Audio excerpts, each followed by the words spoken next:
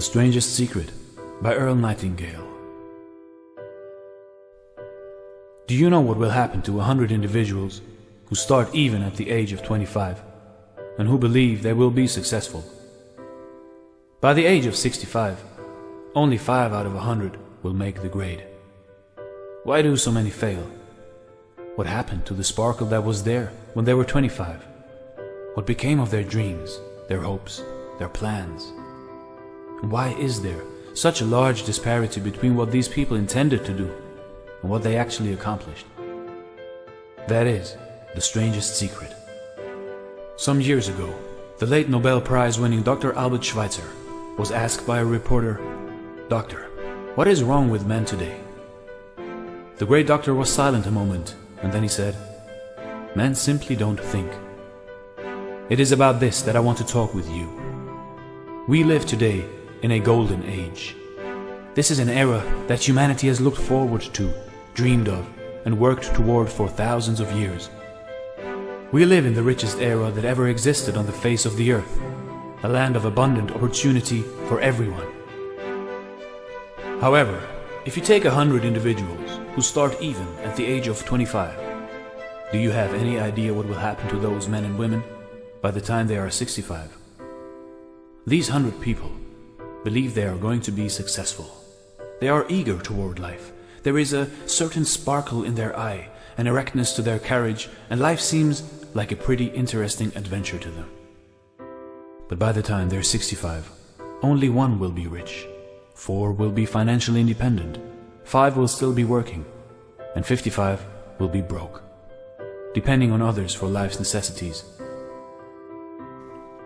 Only 5 out of 100 make the grade. Why do so many fail? What has happened to the sparkle that was there when they were 25? What has become of the dreams, the hopes, the plans?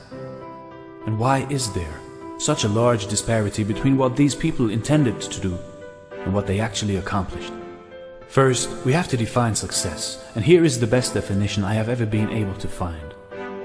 Success is the progressive realization of a worthy ideal. A success is the school teacher who is teaching because that is what he or she wants to do. A success is the entrepreneur who starts his own company because that was his dream. That is what he wanted to do. A success is the salesperson who wants to become the best salesperson in his or her company and sets forth on the pursuit of that goal. A success is anyone who is realizing a worthy predetermined ideal because that is what he or she decided to do, deliberately. But only 1 out of 20 does that. The rest are failures. Rollo May, the distinguished psychiatrist, wrote a wonderful book called Man's Search for Himself. And in this book he says, the opposite of courage in our society is not cowardice, it is conformity. And there you have the reason for so many failures. Conformity. People acting like everyone else without knowing why or where they are going. We learn to read by the time we are 7. We learn to make a living by the time we are 30. Often by that time we are not only making a living, we are supporting a family. And yet by the time we are 65, we have not learned how to become financially independent in the richest land that has ever been known. Why? We conform. Most of us are acting like the wrong percentage group, the 95 who don't succeed. Have you ever wondered why so many people work so hard and honestly without ever achieving anything in particular? And why others don't seem to work hard, yet seem to get everything? They seem to have the magic touch. You've heard people say, everything he touches turns to gold. Have you ever noticed that a person who becomes successful tends to continue to become more successful? And on the other hand, have you noticed how someone who is a failure tends to continue to fail? The difference is goals. People with goals succeed because they know where they are going. It is that simple. Failures, on the other hand, believe that their lives are shaped by circumstances, by things that happen to them, by exterior forces. Think of a ship, with the complete voyage mapped out and planned. The captain and crew know exactly where the ship is going and how long it will take. It has a definite goal, and 9.99 times out of 10, it will get there. Now let's take another ship, just like the first, only let's not put a crew on it or a captain at the helm. Let's give it no aiming point, no goal, and no destination. We just start the engine and let it go. I think you will agree that if it gets out of the harbor at all, it will either sink or wind up on some deserted beach. It cannot go anyplace because it has no destination and no guidance. It's the same with the human being. However, the human race is fixed, not to prevent the strong from winning, but to prevent the weak from losing. Society today can be likened to a convoy in time of war. The entire society is slowed down to protect its weakest link, just as the naval convoy has to go at the top speed that will permit its slowest vessel to remain in formation. That is why it's so easy to make a living today. It takes no particular brains or talent to make a living and support a family today. We have a plateau of so-called security. To succeed, all we must do is decide how high above this plateau we want to aim. Throughout history, the great wise men and teachers, philosophers and prophets have disagreed with one another on many different things. It is only on this one point that they are in complete agreement. The key to success and the key to failure is we become what we think about. This is the strangest secret. Now, why do I say it's strange and why do I call it a secret? Actually, it isn't a secret at all. It was first promulgated by some of the earliest wise men, and it appears again and again throughout the Bible. But very few people have learned it or understand it. That is why it is strange, and why for some equally strange reason it virtually remains a secret.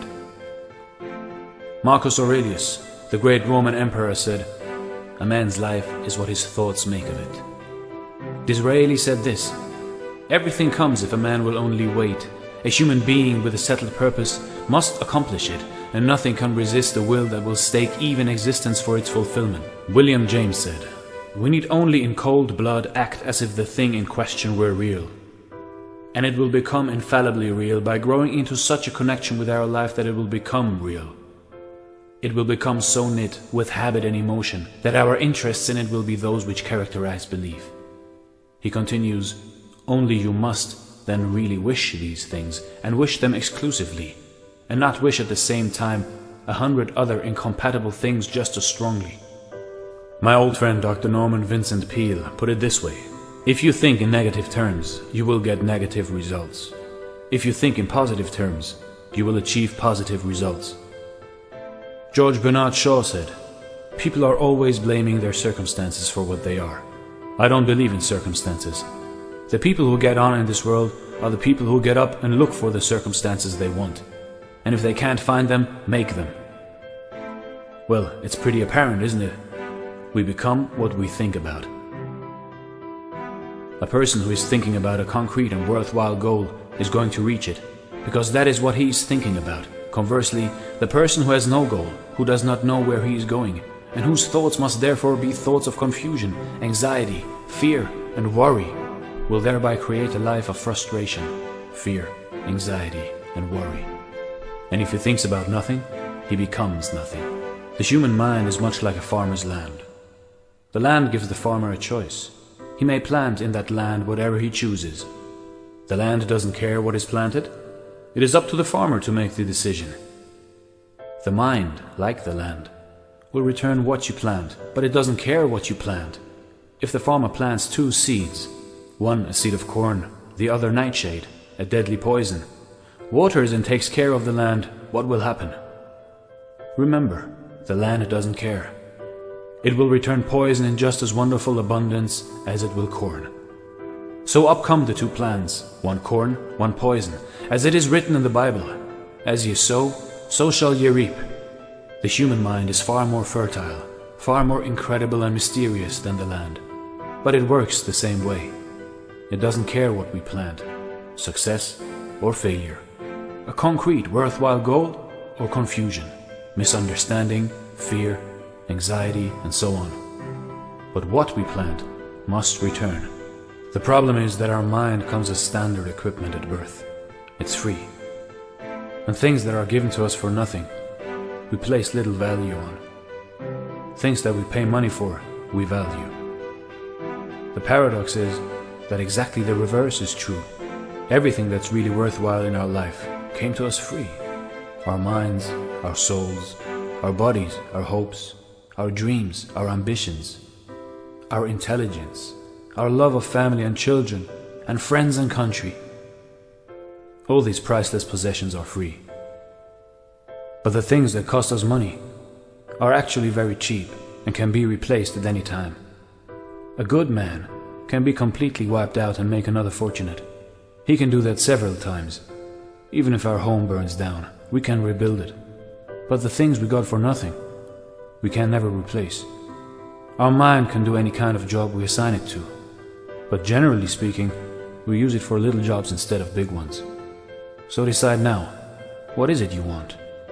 Plant your goal in your mind. It is the most important decision you'll ever make in your entire life. Do you want to excel at your particular job? Do you want to go places in your company, in your community? Do you want to get rich? All you have got to do is plant that seed in your mind. Care for it, work steadily toward it, your goal, and it will become a reality. It not only will, there is no way that it cannot. You see, that's a law. Like the laws of Sir Isaac Newton, the laws of gravity. If you get on top of a building and jump off, you'll always go down. You'll never go up. And it's the same with the other laws of nature. They always work. They're inflexible. Think about your goal in a relaxed, positive way. Picture yourself in your mind's eye as having already achieved this goal. See yourself doing the things you will be doing when you have reached your goal. Every one of us is the sum total of our own thoughts. We are where we are because that's exactly where we really want or feel we deserve to be, whether we'll admit that or not. Each of us must live off the fruit of our thoughts in the future. Because what you think today and tomorrow, next month and next year, will mold your life and determine your future. You're guided by your mind. I remember one time I was driving through eastern Arizona, and I saw one of those giant earth-moving machines roaring along the road with what looked like 30 tons of dirt in it. A tremendous, incredible machine, and there was a little man perched way up on top with the wheel in his hands guiding it. As I drove along, I was struck by the similarity of that machine to the human mind. Just suppose you're sitting at the controls of such a vast source of energy. Are you going to sit back and fold your arms and let it run itself into a ditch? Or are you going to keep both hands firmly on the wheel and control and direct this power to a specific, worthwhile purpose? It's up to you. You're in the driver's seat. You see, the very law that gives us success is a double-edged sword. We must control our thinking. The same rule that can lead people to lives of success, wealth, happiness, and all the things they ever dreamed of. That very same law can lead them into the gutter. It's all in how they use it, for good or for bad. That is the strangest secret. Do what the experts since the dawn of recorded history have told us to do. Pay the price by becoming the person you want to become. It is not nearly as difficult as living unsuccessfully. The moment you decide on a goal to work toward, you're immediately a successful person. You are then in that rare group of people who know where they are going. Out of every 100 people, you belong to the top 5. Don't concern yourself too much with how you're going to achieve your goal. Leave that completely to a power greater than yourself. All you have to do is know where you are going. The answers will come to you out of their own accord and at the right time. Start today. You have nothing to lose, but you have your whole life to win. For the next 30 days, follow each of these steps every day until you have achieved your goal. Number 1. Write on a card what it is you want more than anything else. It may be more money. Perhaps you'd like to double your income or make a specific amount of money. It may be a beautiful home. It may be success at your job. It may be a particular position in life. It could be a more harmonious family. Write down on your card specifically what it is you want. Make sure it's a single goal and clearly defined. You needn't show it to anyone, but carry it with you so that you can look at it several times a day. Think about it in a cheerful, relaxed, positive way each morning when you get up. Look at it every chance you get during the day and just before going to bed at night. As you look at it, remember that you must become what you think about. And since you're thinking about your goal, you realize that soon it will be yours.